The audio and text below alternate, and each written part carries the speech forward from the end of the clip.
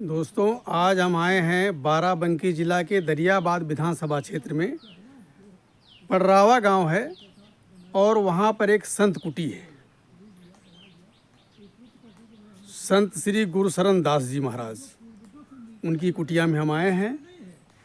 तो वहाँ चलते हैं और वहाँ संत जी के दर्शन करेंगे और कुछ हम सत्संग करेंगे। तो हम चलते हैं कुटी पर। ये महाराज जी की कुटिया है और आप देखिए ये चारों तरफ घना जंगल है।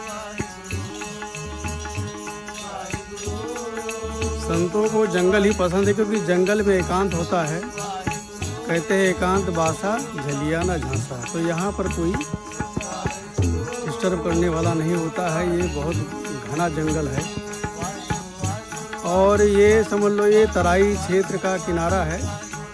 वहाँ पर ये घना जंगल है।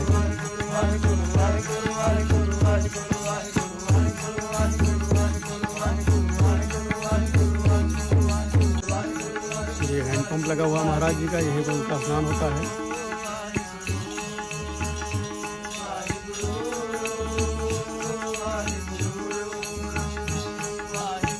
बहुत गंभीर स्थान है। देखो जहाँ पर संत होते हैं वहाँ की बात ही कुछ अलग होती है। वहाँ की धूल भी पवित्र होती है।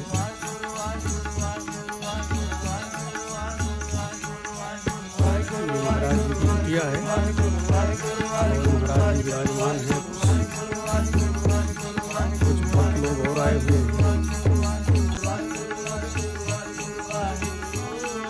महाराज जी के यहाँ देखो बिजली भी बोल रही है।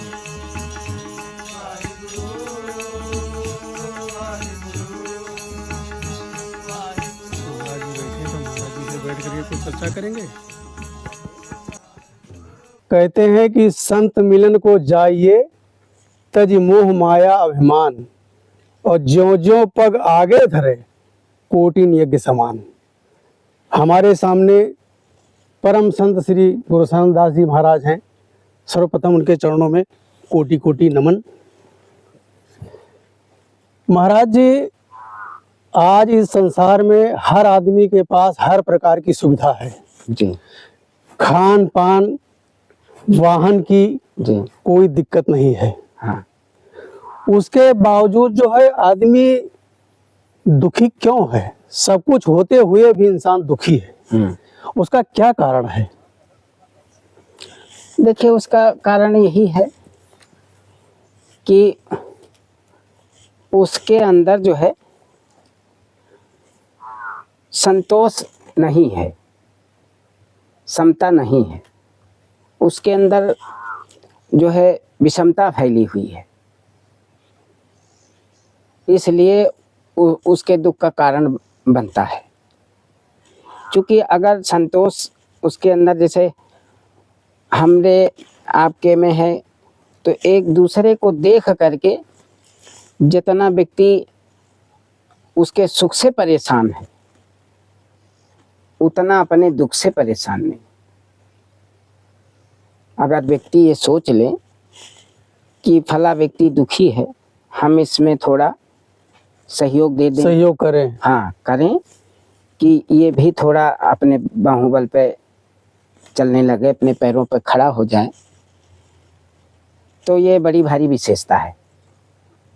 लेकिन इसमें लोग सहयोग ना दे करके, जैसे गोस्वामी जी ने लिखा है कि जो काहू के सुनई बड़ाई और श्वास ले जन जूड़ी आई, और जो काहू के देखे विपत्ति मानव सुखी भये जग निपति। तो विपत्ति देख के कितने खुश होइगे कि चलो बहुत अच्छा मानो हुई राजा होइगे, है ना। लेकिन यही सोच, चूंकि यही है विषमता, उनके अंदर दुविधा भरा है, खोट भरा है। ये नहीं होना चाहिए। हाँ, वो दुखी हैं तो हम जिस लायक हों, जो भगवान ने हमको दिया है, हम वो व्यवस्था करें उनके लिए। जैसे शारीरिक कष्ट है तो उनके दवाई औषधि के लिए कुछ पैसे का व्यवस्था करें। पहनने ओढ़ने के लिए कोई अगर कपड़े नहीं हैं तो कपड़े की व्यवस्था कर दें। अगर उनके परिवार में कोई राशन की व्यवस्था कम है तो हम ये पूछें कि हाँ भाई आपको खाने में के लिए कुछ है कि नहीं है, जो भी हमारे लायक हो उसको आप बताइए। तो हमारे अंदर जो भी व्यवस्था है, जैसे हम एक बोरी दे सकते हैं तो एक बोरी दे करके उसके दुख का निवारण हम कर सकते हैं ना। लेकिन आज के स्थिति में ये लोग नहीं करते हैं, गंदे विषय के तरफ जा सकते हैं। दारू पीने के लिए लोगों को पैसा दे सकते हैं, पुकार मसाला खाने के लिए दे सकते हैं, तो ये कहाँ गया? ये आपके दान धर्म में नहीं लिखा जाएगा। दान धर्म वही लिखा जाएगा दुख में तब आप शामिल हो सकते हैं जब उसकी आत्मा को संतुष्ट करें। जो भूखी आत्मा है, जो वस्त्र के लिए नंगा है शरीर, उसको आप एक वस्त्र दीजिए। और भूखा है तो उसके लिए जो भी आपके पास पर्याप्त है उसको आप दीजिए। ये होना चाहिए, पर ये लोग करते नहीं हैं। हम दुखी हैं तो उसमें और लोग, जैसे एक जगह ठोकर लग जाए आपके या मेरे लग जाए, तो जहाँ पर ठोकर लगती है वहीं पर क्यों जो है चोट लगी है तो ठोकर उसी जगह लगती है, अलग नहीं लग सकती। तो ठोकर देने वाले संसार में बहुत हैं और गिराने वाले बहुत हैं, लेकिन उठाने वाले बहुत कम है। और उठाने वालों की संख्या ज्यादा होनी चाहिए। श्री गोस्वामी जी कहते हैं, परहित सरिस धर्म नहीं भाई, धर्म नहीं भाई, और पर पीड़ा सम नहीं अधमाई। भाई हमारा आपका शरीर है परोपकार के लिए, पर पीड़ा समझो तब तो आप साधक के लायक हैं। अगर किसी के दुख में आप साथी नहीं हैं, उसके सुख छीन रहे हैं, तो आप अपने पथ से वंचित हैं। यहाँ मतांतर की बात नहीं है, यहाँ व्यक्तिगत बात सबकी है, पूरे सभी लोगों की बात है। कि चाहे आप घर गृहस्थी की बात लें, चाहे आप संत समाज की बात लें, चाहे जिस समाज में आप जाएं, तो दुखी और सुखी सब जगह लोग हैं। हम सबका निवारण नहीं कर सकते हैं, लेकिन कुछ का तो कर सकते हैं भाई। या धन से करो, या मन से करो, या तन से करो, जो जिस लायक हो। महाराज जी कहा करते थे, आप आश्रमों पे जाएं तो 3 चीज के विशेष ध्यान दें, तन से और मन से। अगर धन आपके पास नहीं है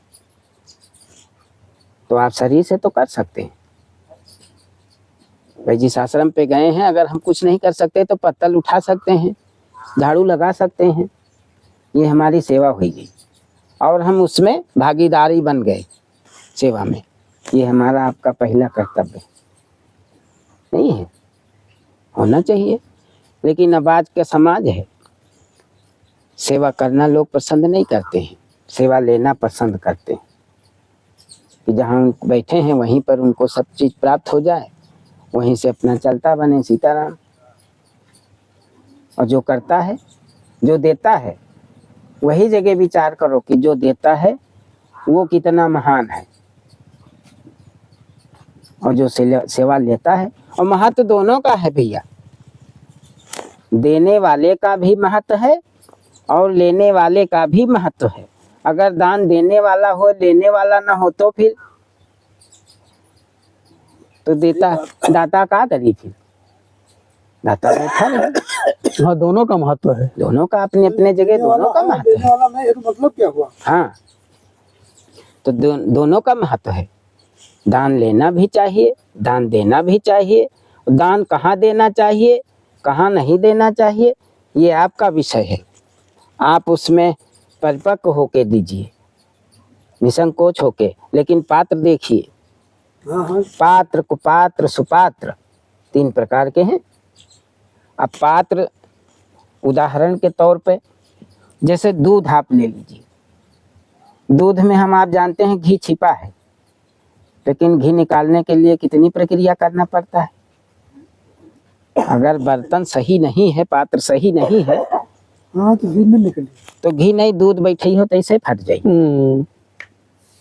तो उस पात्र को पहले शुद्ध करो, शुद्ध देखो कि हाँ नहीं शुद्ध है तो उसका वाणी वचन से जैसे साधक के हिसाब है वो हिसाब से उसका शुद्ध करो, फिर उसमें डालो, फिर देखो जामन दियो, तब देखो फिर अगर कुपात्र में दे दियागा तो वो ना आपके हुआ ना उसका हुआ। इससे पहले महाराज जी एक उदाहरण में बताओ करते रहे कि एक महात्मा के पास एक भगत होने के लिए एक शिष्य आए कि चलो महाराज जी से हम शिष्य हो जाएं, चेला हो जाएं। तो महाराज जी ने कहा भाई बहुत अच्छी बात है, लेकिन आप पहले हमारा थोड़ा काम करिए। कहा महाराज कौन? शिष्य बुद्धिमान था, उसने कहा कि बताइए महाराज। तो महाराज जी ने 3 पैसे दिए। तो कहा बाजार से सामान लाओ, एक ले आओ अबका, वो एक ले आओ तबका, एक ना अबका न तबका। अजीब सामान है, लेकिन शिष्य बुद्धिमान था, गया तो एक जगह भागवत बैठ रही, तो वहां देखा, 2-4 शब्द सुना, 1 पैसा वहां दान कर दिया, दान दे दिया। बाजार से फिर गया कुछ साग सब्जी खाने की सामग्री 1 पैसा गया। दूसरी रास्ता लौटा तो एक जगह वेश्या नृत्य करते रही, नृत्यांगना, 1 पैसा उसको दे दिया। लौट के वापिस आया महाराज जी के पास। महाराज जी ने बोला बेटा हमारा सामान ले आए? हाँ गुरु जी सामान ले आए। कहा बताओ फिर। तो कहीं ये जो सामग्री हम आपको दिए हैं ये तो हो गया अब का, यह भी आपके पास जो है ये पाने के काम आ जाएगी, ये इसी वक्त के लिए है। और एक जगह भागवत होती थी तो हमने 1 पैसा उसमें दान कर दिया, वो हो गया तब का जमा कर दिया। हाँ। और 1 पैसा जो था वो हम नृत्यांगना को दे दिया, नृत्य करने वाले को। तो वो ना अब का है और ना तब का है, वो किसी में नहीं है। महाराज जी ने कहा बहुत अच्छा, आप शिष्य बनने के योग्य हैं।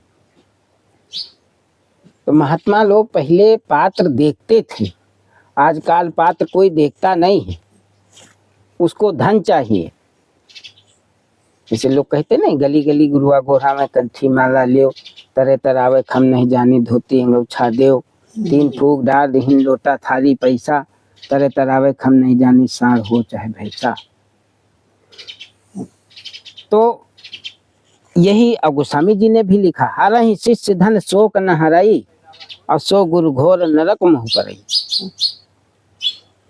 तो जैसे अब दुखी क्यों है व्यक्ति?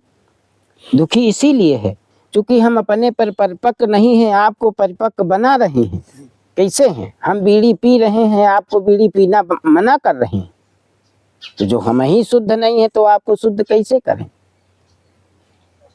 हम दुखी हैं तो आपको हम दुखी सुखी कैसे कर सकते हैं? हम सुखी हों, निरोगी हों तो हम आपके लिए सारी सुविधाएं कर सकते हैं, तो आप भी सुखी हो सकते हैं।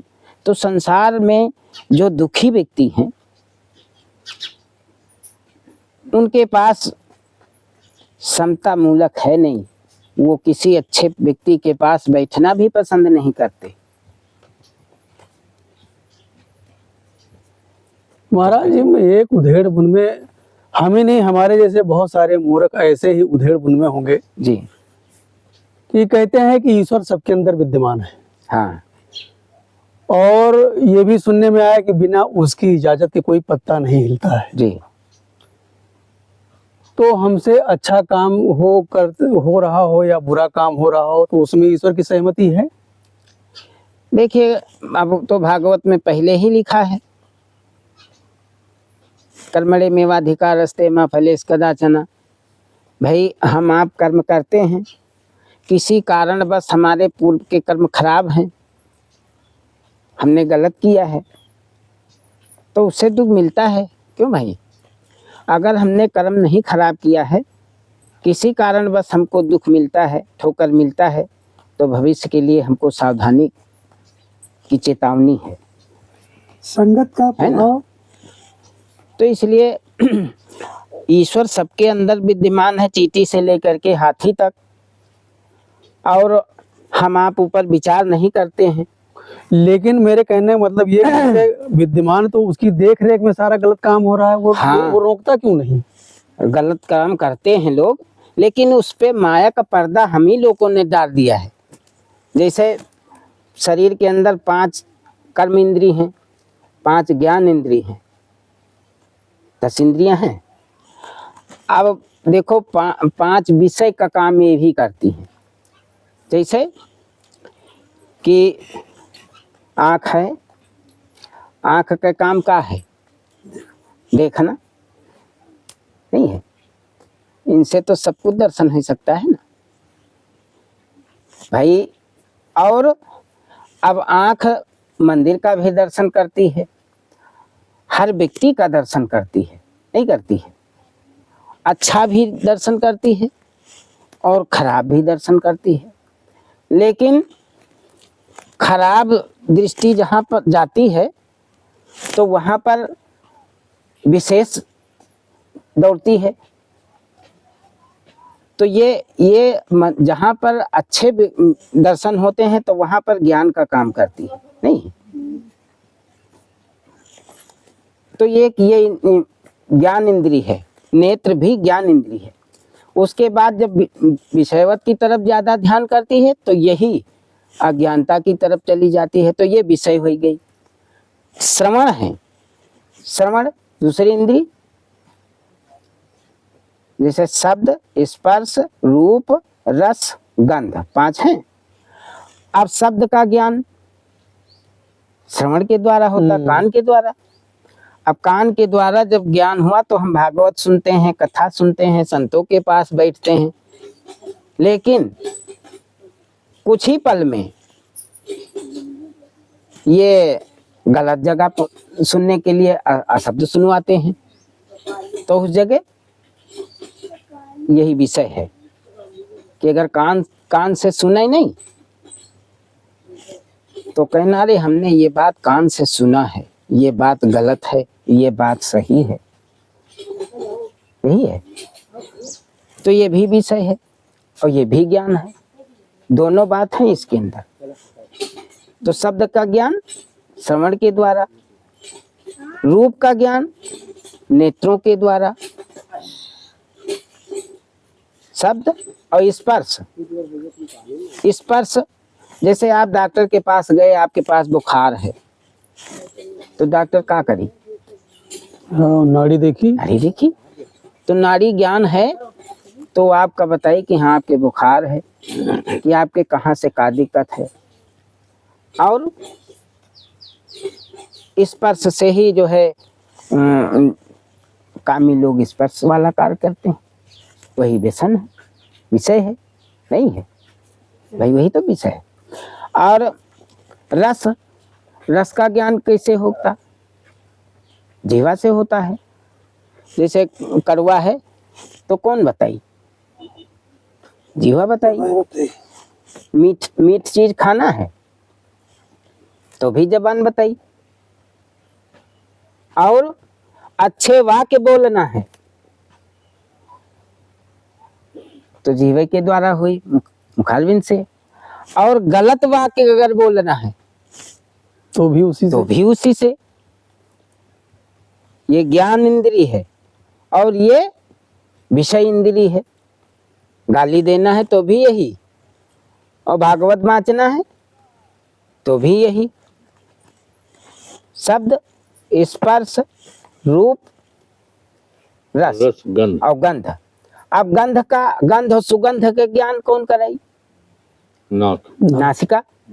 फूल लगा है, उधर जाओ तो महकी, तो एक रत्ती मन कहे अरे रत्ती 10 मिनट और रत्ती भी ठीक बैठ ले, और शायद मांजर पड़ी हुई ठीक, तो तुरंत नाक दबाए के भगी हो इट्ठी से बड़ी तेज से। कुत्ता बिल्ली मरा पड़ा हो इट्ठी से बड़ी तेज से भगी हो, नहीं भगी हो। तो गंध सुगंध के ज्ञान, खुशबू बदबू के ज्ञान नासिका के द्वारा। अब सब तो है शरीर में, और सब ज्ञान का भी कार्य करते हैं, और पासा पलटते पहला पलटते खानी अज्ञान की दिशा में चले जाते हैं।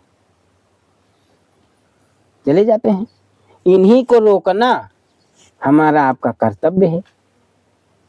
मन बहे, महात्मा लोग पहले कहते थे मन बहे तो बहन दे, गह के राख शरीर। कर्म जितने हैं शरीर से ही तो हुई हैं। जैसे हमको प्यास लगी है तो हम नल के पास जाएंगे ना, अब नहीं जा रहे हैं, यहीं बैठे हैं, तो हमारे पास यहाँ पानी कहाँ है? तो जब हम शरीर है हमारा, और हम अगर हुआ नहीं हम शरीर ले जा रहे हैं दुर्व्यसन के जगह, तो हम हुआ हमारा शरीर उठ के ना जाए, तो मन जा रहा है तो दुकान पर जाए मसाला खाया हुआ है। सही बात, हम नहीं गए तो नहीं जाना, नहीं जाना तो नहीं जाना। तो पहले जितने महापुरुष रहे वो कट्टरवादी रहे, संयमी। फिर धीरे धीरे जब शरीर आपका साधन हो गया, सध गया, तो मन का भी वो अपने कंट्रोल कर लेते रहे। धीरे धीरे वही महापुरुष आगे हमका आपका निर्देश देते थे। परमात्मा की सत्ता पर अपने हुए जो है बिल्कुल अलर्ट रहते रहे, शरीर पर अपने काबू होगी पाएंगे, यही तो है। लेकिन अब आजकल यही है कि लोग दूसरे के बुराई देखते हैं, फलाने ऐसे हैं, धमाके ऐसे हैं, लेकिन अपने अंदर खोजो कि वास्तव में जैसे बुरा देख, हाँ जो दिल खोजूं अपना, जैसे मुझसे बुरा बुरा जो न देखन कोई। में चला, पूरा न मिलिया कोई, जो तिल खोजे आपनो, मुझसे बुरा न कोई। जैसे हम दूसरे के नहीं देखें, अपनी अपनी निबेर तुझे क्या पीर परारी, और घर में मूसई चोर मूरख को झके अनारी। हमरे घर का चोर है, हम अपने घर का नहीं निकाल पा रहे हैं, सबके लिए हम दौड़ रहे हैं कि हाँ सबके घर के चोर निकालें। कैसे निकली? पहले अपना साधन करो, अपने को काबू करो, अपने को संयमित बनाओ, आचार विचार से परिपूर्ण हो, तो आपका के वचनों का प्रभाव एक दूसरे व्यक्ति के ऊपर अवश्य पड़ी। जैसे एक उदाहरण में हमने सुना कि स्वामी विवेकानंद जी एक बार अमेरिका गए प्रवचन करने के लिए। अब वहां उनको 2 मिनट का समय मिला प्रवचन करने के लिए। अब 2 मिनट में उनको प्रवचन भी करना है और अपनी जो है परिचय भी देना है। अब आप बताइए, लेकिन महापुरुष थे, ज्यों ही वो बैठ गए बस धारा बर्बाद प्रवचन करना शुरू किए। तो उनके प्रवचन में इतना वाणी में आकर्षण रहा कि जो भी जनता थी उसकी नजर घड़ी के ऊपर नहीं गई, और 2 मिनट के 2 घंटे बीत गए। स्वामी जी ने जब देखा कि 2 घंटे बीत गए तो वो अपना परिचय देने लगे फिर, और जब परिचय देने लगे तो लोगों की नजर घड़ी पे गई। तो कहा कि अरे तो महाराज स्वामी जी के तो 2 घंटा बीत गए। इतना वाणी में रस है कि हम समय जान ही नहीं मिला। उस दिन बीता, दूसरे दिन एक माता जी आई उनके पास एक छोटे से बच्चे का लेकर के। कहा, जो पहरेदार था उससे पूछा कि स्वामी जी से मिल सकते हैं? कहा हाँ स्वामी जी विश्राम में हैं। लेकिन स्वामी जी देखे तो कहा अंदर से, तो कहा कि आने दीजिए। आए, माता जी पहुंची तो कहा महाराज हम आपके पास बड़ी आशा लेकर के आए हैं। कहा बताओ। कहा ये मेरा छोटा से बच्चा है, ये गुड़ बहुत खाता है, इसको आप कोई अच्छी दिशा दीजिए कि इसका गुड़ छूट जाए। उस समय स्वामी जी के मेज पर गुड़ रखा था, क्योंकि स्वामी जी गुड़ खाते थे। स्वामी जी ने कहा ठीक है माता जी, इसको आप आज ले जाइए, इसका इलाज आज मेरे पास नहीं है, आज के 8वें दिन आना, हम इसका पूरा इलाज कर देंगे। ठीक 8वें दिन माता जी फिर अपने बच्चे को ले गई। स्वामी जी उसी दिन से गुड़ खाना छोड़ दी। तो जब माता जी बच्चे ले गई तो बच्चे को बड़े प्यार से गोदी में बैठाया और ऊपर से बर्दाश्त अपना फेरा। कहा बेटा गुड़ मत खाया करो, ये कच्चा मीठा है और शरीर के लिए अधिक नुकसान करेगा। पहले खुद को सुधारा। पहले खुद को सुधारा। तो ऐसे महापुरुषों से हम उस समय स्वामी जी के वचन उस बच्चे के ऊपर बिल्कुल रामबाण जैसे प्रभाव किए कि वो सुधर गया। तो हमको आपको महापुरुषों से शिक्षा लेनी चाहिए और अपना सुधार करना चाहिए। तो पहले आप सुधरो, आप सधो, तब दूसरे के ऊपर साधन आपका बिल्कुल रामबाण तरीके प्रभाव डाली। नहीं, हमारा विचार और हमारी व्यवस्था, हमारा मत तो यही सलाह देता है कि आप स्वयं पहले अपने ऊपर निर्भर बनो, अपने को मजबूत करो, फिर दूसरे के ऊपर जो है अपने वाक्य प्रयोग करो। नहीं तो क्या है भाई, हम दूसरे को देखते हैं, हम अपनी तरफ नहीं झांकते हैं, अपनी तरफ झांको।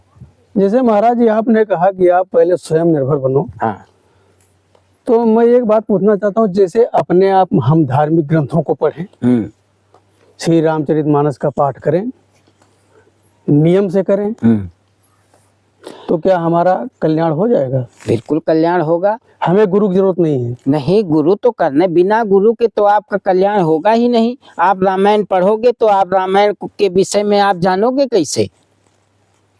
भाई आप जैसे आप पहले जब आप विद्यालय गए हैं तो पहले तो गुरु का नहीं पढ़ा। वहां की बात छोड़िए,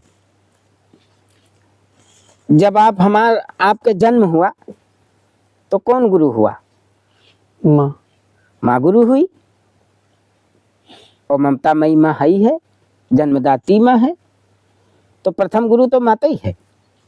हमको बोलना, जब हम आप उदर में थे तो हमारे आपके कोई रिश्ते थे? नहीं थे ना। रिश्ते तो बाहर आकर बने हैं। जैसे बाहर गिरे जमीन में आए, इस माँ से और उस माँ से और हमारा तीसरा हमारा, जब इनसे तीनों से संबंध हुआ दोनों से, तो हमारे अनेक नाते जुड़ गए। कौन है? काका हैं, दादा हैं, मामा है, फूफा है, नाना है, चाचा है, सब नाते जुड़ गए। और हम उधर में थे तो कोई नाता नहीं, कुछ नहीं, बिल्कुल जीरो रहा। अभी नाते किसने बनाया और किसने सिखाया? माँ ने। यही तो, अंगुली पकड़ के किसने चलाया? माँ ने। प्रथम गुरु शब्द का ज्ञान किसने कराया? माँ ने। तो कौन गुरु हुई? माँ। अब उस समय माँ जिसको लखा दे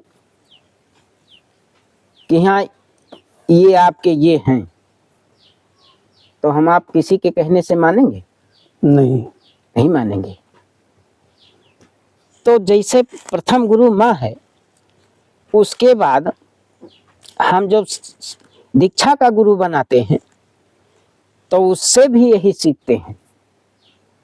उनके बताए हुए वचनों पर ही विश्वास करके, और दृढ़ विश्वास होता है, तभी हमारा आपका कल्याण होता है।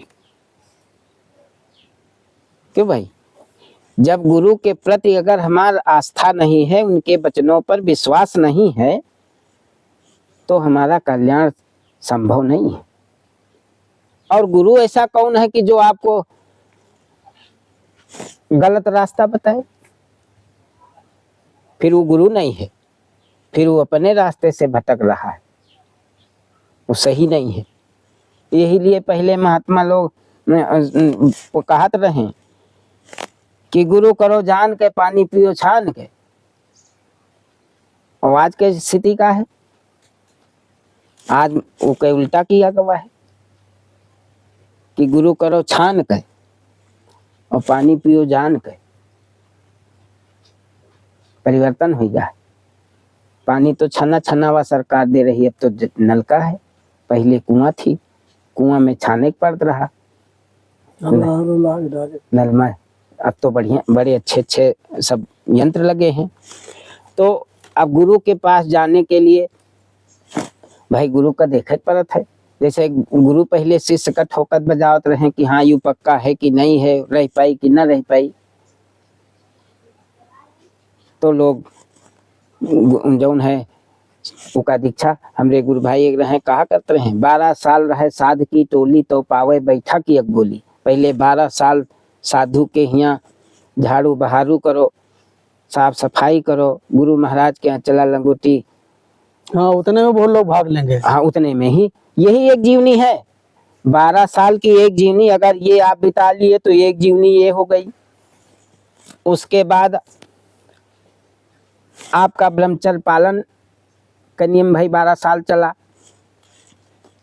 उसके बाद फिर आप जो है दीक्षा आपका मिली, आपका बोले बैठे तरीका मिला। 12 साल इसमें बीते, कितने हुई गए? 24 साल हुई गए। अब कुछ 10-5 साल के रहे हो तो आप आए हुई हो कम से कम, तो 24 साल ही हुई गए। उसके बाद फिर जब आपका कुछ गुरु महाराज मजबूती देखिन तो आपका भेष दीन, मतलब अचला लंगोटी इत्यादि जो भी आए तो भेष दीन। 12 साल आप भेष में रहो तो कितने हो गए? 36 साल। अब 36 साल ही हो गए, कुछ 10-5 साल पहले से आयो तो मानो 50 साल हो गए कम से कम। अब 50 साल की अवस्था के बाद व्यक्ति ऊपर जाई कि नीचे जाई? ऊपर जाई। नहीं, उम्र तो कम हो रही, फिर वो वापिस लौटे शुरू हुई, क्योंकि चढ़ाव रुक गया। हाँ, फिर वो बचपन की तरफ भाग जाई, फिर चढ़ाव बुढ़ापा की तरफ घूमी। तो जब फिर 12 साल की जूनी बीती तो महाराज जी सोचें कि अब हमारा थकान आएगा, अब जो अपना चार्ज जो है इनको देना चाहिए, चलो है ना। तो उनको फिर चार्ज सौंपा गया। तब तक कितना होगा? 60 हो गए। और 2-4-10 साल पहले से आए रहे तो उनका भी 65-70 साल है गया। अब उनका जब अतने पर पहुंच गए तब उनके जिम्मेवारी पर स्थान का चार्ज, भक्ति का चार्ज, ज्ञानार्जन का चार्ज उनको सौंपा गया कि आप इस आश्रम को, इस समाज को आप चला सकते हैं। नहीं है, सबको मतलब समझा सकते हैं। आप देखिए अब उनको किधर जाना है, इधर उधर बहकना तो नहीं, परिपक्व हो गए। महाराज जी अपना रमता राम होंगे, उनका कल्याण होगा। उनके पीछे जो हम आप लगे, उनके निर्देशन में हम आप रहे तो हमारा आपके उनके द्वारा कल्याण होगा। ये प्रथा है। हम किसी के वचन पर पहले विश्वास करें। जो अविश्वास किसके वचन पर करते हैं? अन्य किसी के ऊपर नहीं। जो हमारे गुरु महाराज कहते हैं और गुरु हमने किया, उनके वचनों पर अगर हम विश्वास करते हैं तो हमारा कल्याण है। वहां पर हमारी आपकी मना स्थिति बिल्कुल सटीक बैठे। उसमें हमको आपको भी विचार करना है। थोड़ा बहुत जो माता के से ज्ञान मिला है, उसके बाद आप जब विद्यालय गए तो विद्यालय में शिक्षा के गुरु तो टीचर भये, शब्दों का भी ज्ञान उन्होंने कराया। तो उसके द्वारा हम गुरु महाराज के वचनों पर भी विशेष ध्यान करते हैं, नहीं करते हैं भाई? ये तो है। जैसे हम आपसे पहले बताए गए हैं कि आजकल गुरु भी बहुत इस तरह के हैं कि वो चाहते हैं कि चलो शिष्य बनाते रहो, आश्रम पर आते रहिए, हमारा कार्य हुआ करी। तो ये गुरु के धर्म में नहीं है कि हम आपसे अपनी सेवा ले लें, आपको हम अपने पास स्वार्थ बस रखें। अगर हम स्वार्थ बस रखे हैं, सेवा बस रखे हैं, तो हम अपने धर्म से वंचित हैं। हम निस्वार्थ भाव से रखें आपको, आपके कल्याण के लिए शुभकामना करें, शुभ चिंतक बने, तो हम अपने धर्म पे हैं।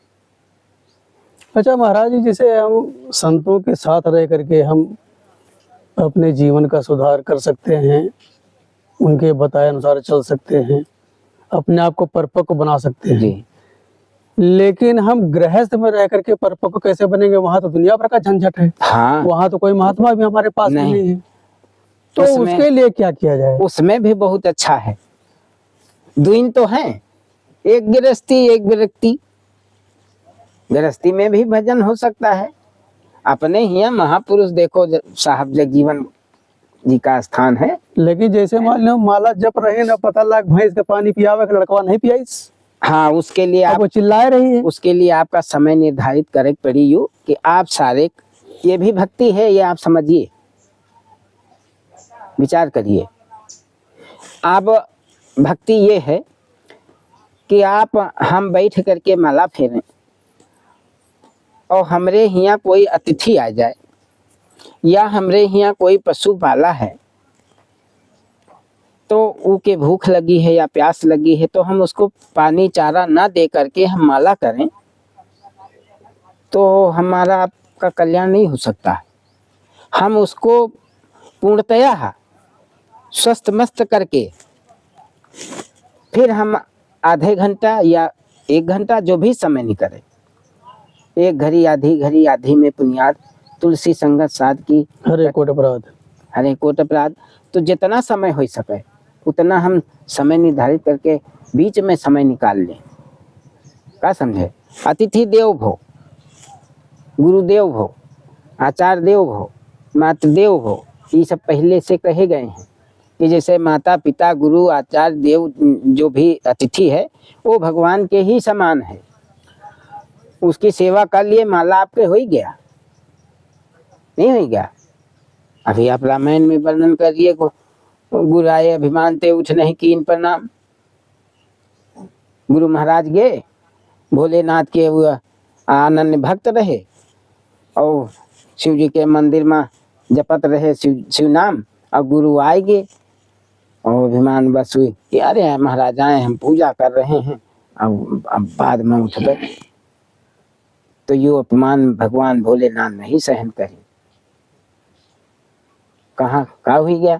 तो इसलिए सेवा घर गृहस्थी में रह करके ये भी बहुत बड़ी भक्ति है। आप ये मत समझिए कि जो भी व्यक्ति आएगा आपके दरवाजे, आप उसको आदर सम्मान से उसकी सेवा करिए, पूजा रोक दीजिए। यहाँ पर भी विधान है कि पूजा रोक दीजिए, ये नहीं है। जो कर्म पहले आ गया है उसको कर्म करिए, फल की चिंता ना करो, फल देने वाला कोई दूसरा है।